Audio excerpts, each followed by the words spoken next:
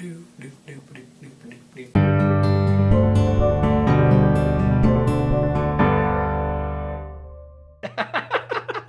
and hello and welcome back to Today's Emerson Ethanol. My name is Ethanol and you're watching the show, like you know, because you're sitting down or standing up or watching it. I don't know, I'm off track already. Good start. Can you believe, this is mind-blowing to me that we're already almost a month into 2017. Rent's due, bills are due, all that fun stuff. And it got me thinking about 2016. 2016 was a weird year for me, for you, for the whole world. We had a whole lot of public figures pass away, a whole lot of popular figures like David Bowie, Carrie Fisher, Alan Rickman. There's a lot of death, and there's also a shit show of an election, and now we're gonna have to wade through that, which is gonna be great. But a lot of good things happened too. A lot of self-discovery for me, and I hope you had some self-discovery also, because within every shit show, there's always some silver lining. There's something nice. You just gotta sometimes have to dig through all that shit to find it. And it may not be fun, and your hands may smell like shit afterwards, but you'll find something positive. Like I said, 16 things I learned in 2016, so here they are. Need my phone.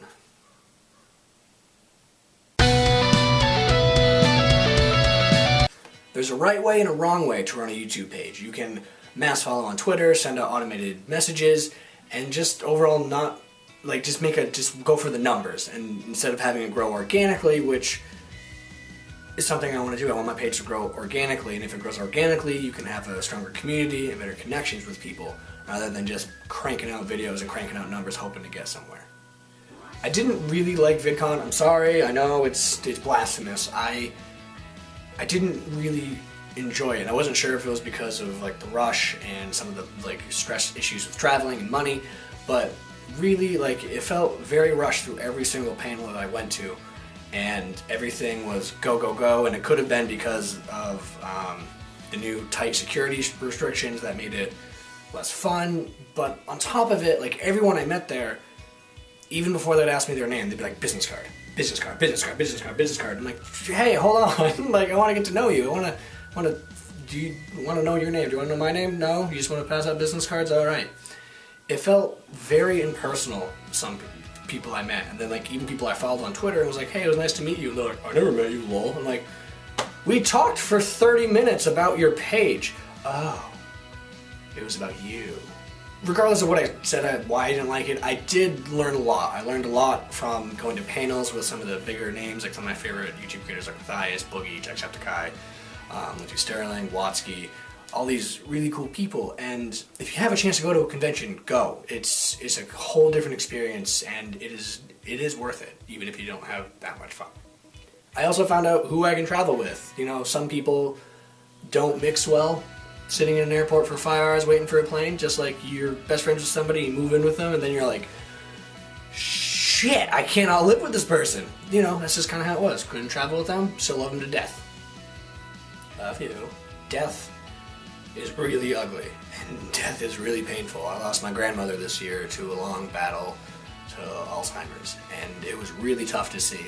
But I learned that, in that time of passing, reconnected with so many old family members that I hadn't seen in years, and they were amazed at how tall I got and how many tattoos I had. It was, what I took away from the wake was reconnecting with family and learning all this stuff about my grandmother that I didn't know, and just celebrating her life.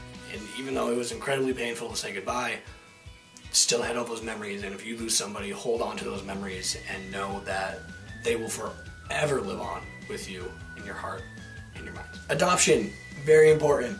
I adopted an 11-year-old cat. There's a picture.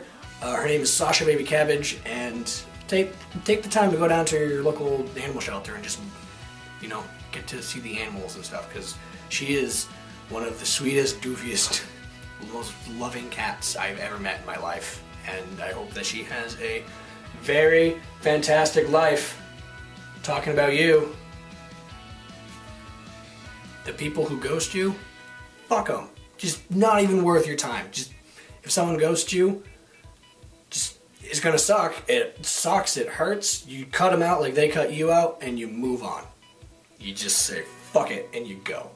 Get back into music and writing. I let this go, and I can't believe I did, because I've been writing a little bit more music, doing a little bit more poetry, creative writing short stories, writing scripts, and I'm remembering how much I enjoyed it. And it's so much fun, and if you just keep creating, you're gonna be happy. And creation is beautiful, so keep creating. Don't ever stop creating whatever art medium or art form that you do. Continue creating. Your past is your past for a reason. Exes, friends, old coworkers, the people there chose not to move forward with you. So the best thing for you to do is let that go and move forward. No matter how many times your past tries to be like, hey, how's it going? Just go, no, no, no, no. And keep moving forward, because you're going to be happier and better off. If you're unhappy in your job, leave. No job is worth your frustrations, your unhappiness, your sorrow, whatever adjective you want to use. I did a few jobs that I was miserable in, and I left. And I was better off. I was a little bit stressed in between jobs because I didn't have a job, but I knew not having a job was better than working at a job that made me absolutely miserable. And if you're in that situation, get out, because nothing is worth that. A 60-hour work week is very long, and it makes you view people and the world very differently. Take a risk. Even if you're scared shitless, take that risk. And if you think there's a chance that it's going to be better for you, take it. Worst case scenario, you realize, oh, didn't work out, and you go back to where you were. Working retail makes you see the shittiest in people. There's some good, don't get me wrong, there's some good, but you really, really see the shittiest in people working retail. It's okay to treat yourself now and then. Rather than pinching every penny and stressing about every little transaction, if getting a coffee is going to stress you out, do it, because you know it's going to make you a little bit happier and feel less stressed because you're enjoying it in the moment, but then later you're like, oh shit, I shouldn't have spent that $3.49 on that coffee, and you get all scared. But you have to do that. You have to treat yourself, because if you're constantly stressed and constantly worried, you're not going to move forward. So treat yourself. Your dreams and your goals will not happen overnight. It's going to take a lot of hard work, a lot of time, and if you put your heart and your passion into what it is that you're doing, in time it will pay off. Keep chugging. Communication is key in any relationship, whether it's with your girlfriend, your boyfriend, your mother, your father, your friends, your roommate, anybody. Communication is key, because if you don't have communication, you're never going to be able to find out what's wrong, and you're not going to be able to grow and move forward in whatever relationship you are in or whoever you are trying to communicate with. Time alone is very important too, because if you spend too much time with people all the time, whether it's, roommate, girlfriend, father, mother, girlfriend, brother, whatever, you're going to get burnt out, and you burnt out doesn't help anybody. I covered a lot about 2016, and I've been through a lot in 2016, and I think that sums it up. That's all the good chunk of the things I learned, and I'm really excited to see where the channel goes, where you go with me, and I want to create, and I'm super excited for 2017 and to see how I grow and how the page grows. Who knows? I don't know where I'll be. Maybe I'll be out of state. We'll find out. And remember, if you're feeling mad, bad, sad, or glad, someone cares about you in Maine, it's this guy, and social media's up top and down below. Give that like button a tickle, and I will see you next Thursday.